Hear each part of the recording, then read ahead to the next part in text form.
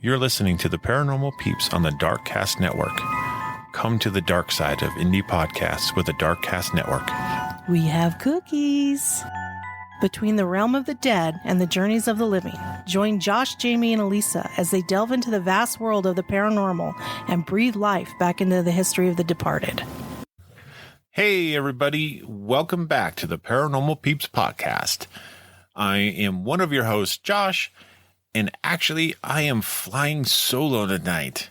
So hopefully you guys enjoy this, as honestly, this is the first time that I have ever recorded a full episode by myself. And tonight we are going to actually talk about a Norse legend. And it kind of reminds me a little bit of Children of the Corn, kind of in a loose way, right?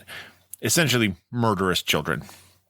And to start this off, I am going to read a story from jmplumbly.com. Late one night in Norway, some 300 years ago, a man, let's call him Daniel, he decided to take a shortcut through the woods. He was familiar with the path. The way was not long. He spent all day in the next town over and wanted nothing more than to wrap himself in a blanket in front of his own fireplace and to sleep in his own bed.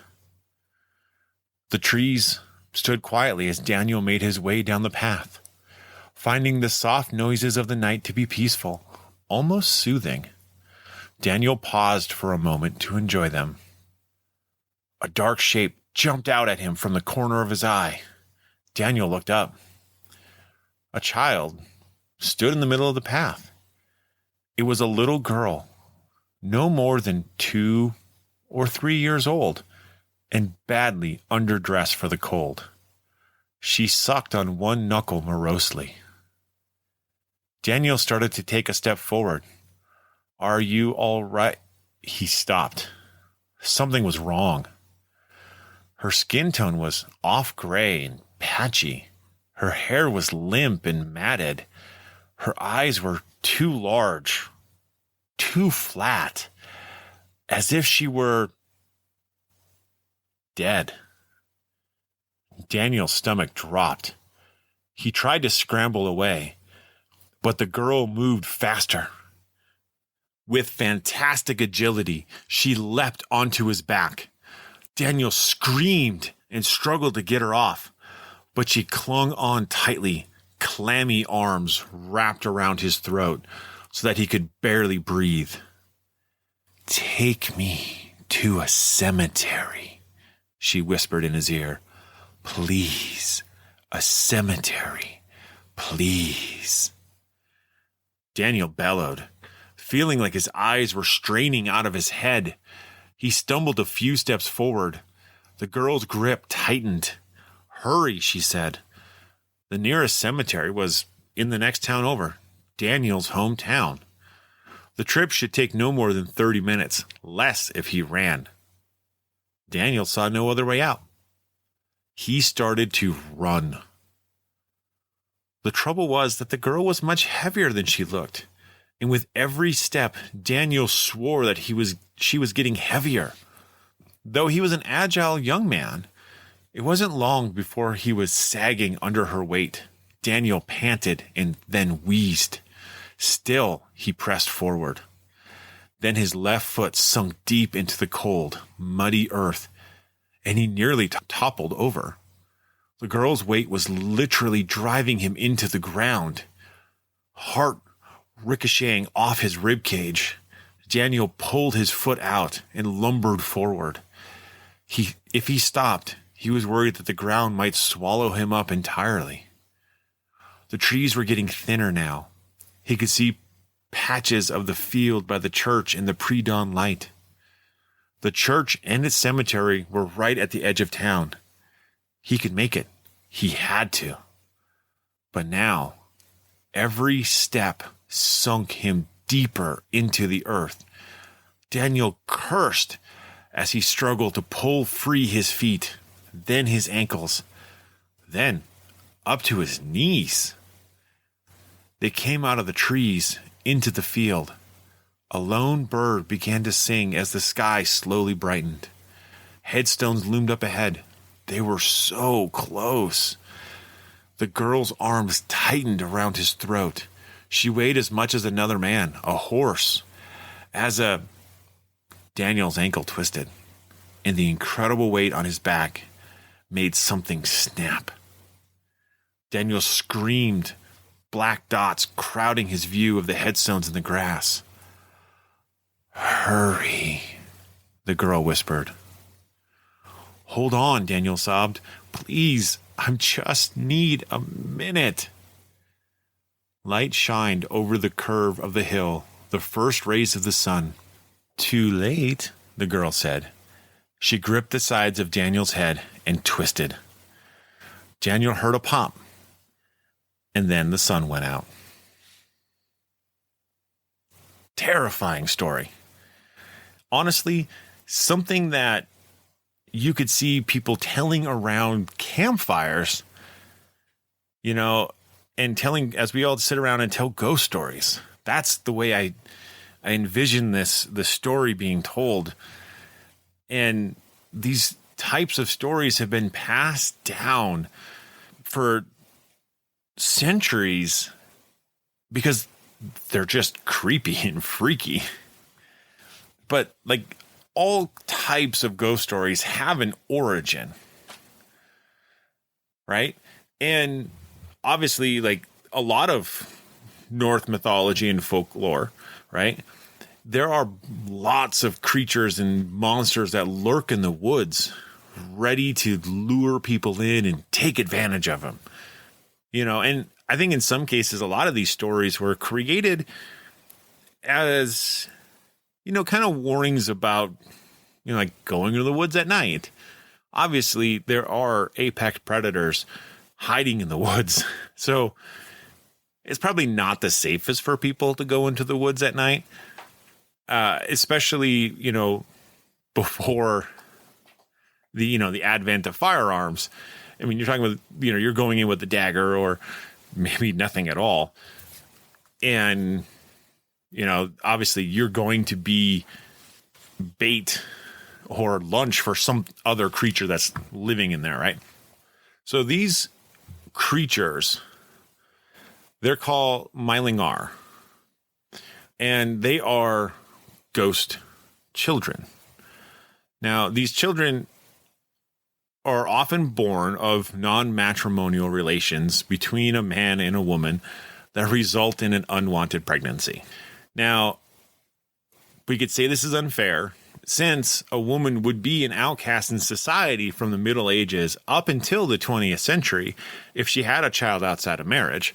Many women had no choice but to end their babies' lives as soon as they entered the world. Now, this was a terrible sacrifice for the woman, surely something that they did not want to do. But they were kind of left no choice, as having a child outside of marriage was punishable. It was not an uncommon practice to dispose of the unwanted children. Now, the early Norse Christian laws actually prohibited this practice, which actually kind of shows you that this was kind of an issue in society back then. Now, we might think of, judging these women very harshly, but we also, we have to understand that this is an entirely different time, and worse life might be await both the child and the mother if she were to keep it. And in some cases, in some societies, having a child out of wedlock was actually punishable by death. Now, unfairly, right? The woman is the one that gets put to death, and the guy doesn't, which is, obviously awful. Unfortunately, it's the woman that you can tell that's pregnant because she's the one that's, going to be showing, and the guy kind of gets off scot-free in that avenue. These children were, they had to be buried somewhere, right? And so the mother would try to find a place that would really conceal and hide the body. She was likely to be buried in like a bog or a swamp, right? A forest, or even under the floor or in the attic of a house, places where people don't generally look. The child who died unbaptized and not buried in holy soil, so on church grounds, would become a ghost, a Myling. And in the night, one could hear the child's cries from its burial ground. Some say that the child would cry for as many years as it would have lived if not killed. Sometimes the reason the child would make so much noise was so that it could be found and be buried in holy soil and get some peace. Other times, the Myling would call out for help, asking to be given a name, as it was never given one in life. To then give the Myling a name was another way of saving it. So there's basically two ways to save these Mylings. Move it from its unconsecrated burial and bury it in a cemetery, or give it a name. However, the Mylingar, or Mylingar, were not only sad children in the night, some of them were rather vengeful. It could bring both disaster and death in their path. Mylingar were known to try to reveal who their parents were, both mother and father, by singing songs of the terrible fate they had suffered. The child could also seek its mother and nurse her to death by drinking her blood through breastfeeding. Youch. A Myling could also suddenly appear on its mother's wedding day. And when the wedding dance had started, a ghastly voice could be heard underneath the floorboards saying, "Vessels are narrow, legs are long, and I want to dance once again." The child would then rise from the floor and take its mother to dance until she died of exhaustion. Now, less is obviously known of the father's punishments. And the Mylingar are an echo of the unbalanced blame women have received throughout the ages when it comes to childbirths and unplanned pregnancies, right? I think we all can kind of agree on that, to the injustice that even today, right, is put on women in this scenario. If it were sufficiently vengeful, a Myling might not only be after its own parents either. In some parts of Scandinavia, such children are said to be lurking around streams and brooks, where they call out to other children. If any child should answer the calling, the Myling would then drown the unwitting child so it could have a playmate forever. That's awful. It's kind of like, hey kids, if you go into the woods by yourself for whatever reason, please don't talk to other children there because they might drown you to death. Probably sage advice, but probably aren't letting your children run around in the woods by themselves either. Mylings could also appear as the less common Natramanar, children killed in the same way as Mylings, but turning into ravens instead of ghosts. Now, they only show themselves during the nights, always flying from west to east, and quite specifically, never closer to the ground than the height of an ox. Honestly, I have no idea how big that is. I haven't seen Actually, I don't think I've ever seen an ox, to be honest, other than Babe the Blue Ox. But let's face it, that's also another folklore. And so, yeah, I have no idea how low to the ground that actually is. On its flight, it would utter creaking sounds as if from an old wagon wheel. So it'd be like, eek, eek. Yeah, that's terrifying in itself. So when you hear a child cry in the woods at night, or by your outhouse, or underneath the floor planks of your house, make sure to have a name close in mind, and beware of streams and brooks after nightfall.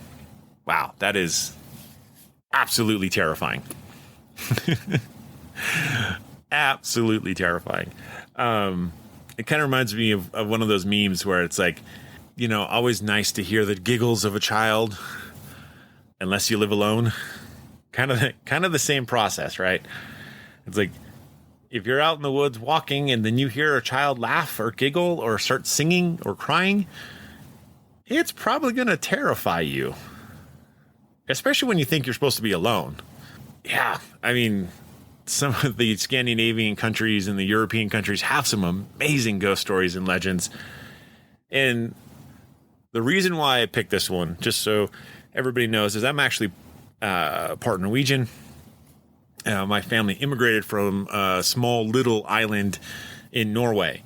And so it's nice to like experience and to look up some of your ancestral ghost stories.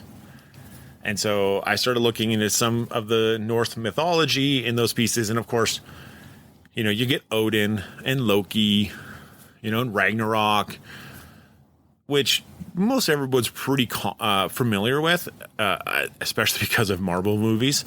So that kind of helps put that light out there.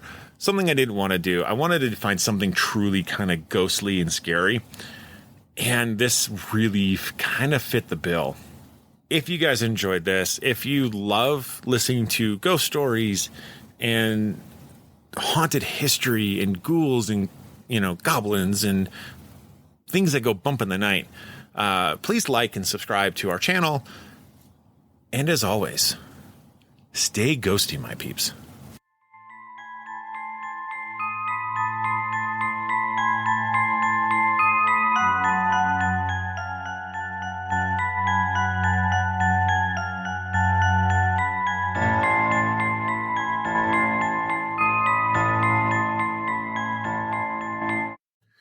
Thank you for listening to the Paranormal Peeps podcast. You can find us on social media at Twitter at CPR Paranormal, on Facebook at Paranormal Peeps Podcast and Cold Spot Paranormal Research.